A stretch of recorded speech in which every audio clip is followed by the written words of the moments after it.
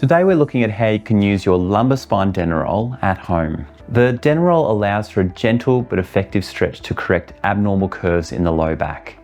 Now this can assist in the relief of pain and muscle tension through the low back into the hips, and it has secondary positive effects such as improving the overall posture and pelvic tilt. Your chiropractor will determine which position to place the Denneroll in and what's appropriate for you. However, I'm going to show you a few common examples so you can follow along at home.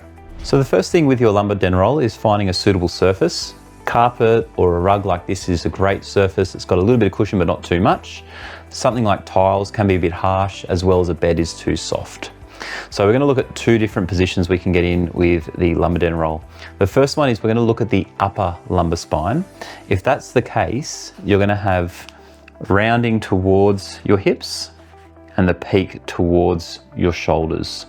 So let's look at that one first.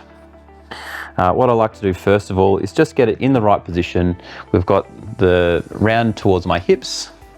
I keep my knees bent and just make sure I'm on the right point.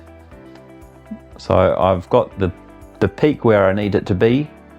I then slowly lower back down, still with my knees bent. If you can, trying to get your hips down to the ground.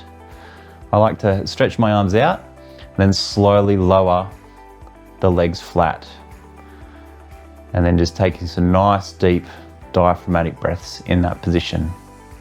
Now, if it's been suggested that you need to use this in the lower lumbar spine, we're now going to have the roll towards the head and the drop or this peak towards our hips. So the way this one works, once again, we get that in the ideal position. I like to keep my knees bent just to start with, and then I make sure I'm on that exact point that the chiropractor suggested, and then I gently roll back down to the ground, still knees bent, arms out, and then slowly lowering my legs flat and relaxing into that position. Now, careful consideration with both of those positions is you want to roll off to the side. So what I tend to do here is just gently bring the knees back up nice and slow, just rolling off to the side